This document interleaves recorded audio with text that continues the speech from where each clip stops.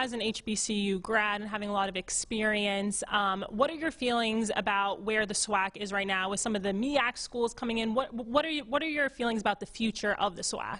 I think the SWAC is probably going to be the second most viable conference in America. I think it's going to be the SEC, and then it's going to be the SWAC. And I think where the SWAC fits is why I'm saying that is because of the amount of history and the environment and the pageantry at some of these schools. Obviously, the bands are huge. The Greeks are huge. The atmosphere around all of these HBCUs is really going to play a part and heighten the overall game experience that maybe some other Power 5 conferences and Group of 5 conferences can't replicate. From the standpoint of the competitive side, in terms of being able to participate year after year with the Florida A&M or Bethune-Cookman, that's going to increase the viewership across the board. That's going to bring, ESPN and NFL Network. That's going to be of high interest to them. But not only that gets cheeks and seats on our campuses, right? That shows that will be able for us to exhibit and show our front porch, right? Which is invariably going to drive enrollment and eyes on our campuses. And I think that's the most important part. Being that front porch, but understanding your overarching mission, and it's to the overall institution, not just to athletics. And so I think it would create that excitement. I think it would remove the need for us to play so many game guarantees and things of that nature off of our campuses, and it creates a more competitive environment where our fans can enjoy the games on our home fields.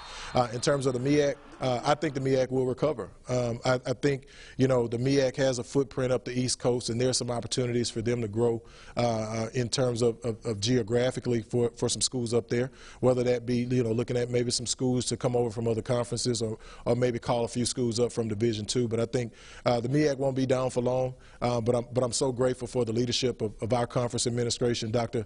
McClellan, for his visionary leadership, our president chancellors, Dr. Hughini, who chairs that effort over at Alabama A&M, and our very own president, Rick Gallo, for his leadership and for his vision in being able to move the Southwestern Athletic Conference forward with being able to take on those additional 2 institutions. And so my personal feeling is that they probably won't be done with bringing schools over to the SWAC, but that will certainly, again, enhance it. And whatever happens, whoever they bring, that G is still going to rise above it all. So, when we get to that point and we start talking about history and branding, and of course you've got, Southern, you've got Jackson State, you've got Florida A&M, but there's no bigger and better brand than that G.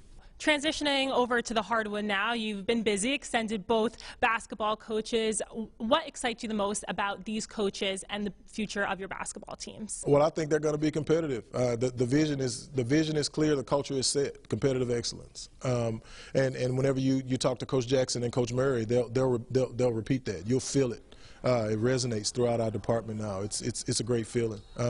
Again, and not just the basketball, but for our other sports. Everybody understands the culture and what's being expected moving forward. And I challenge them to challenge me to be able to make sure we go above and beyond to provide the resources that they need to be successful. And so that goes back to my earlier sentiment of being student-athlete centered, being coaches-driven, and being administratively supported. And that's going to push us forward as we look to become dominant across the board in all 15 of our sport offerings.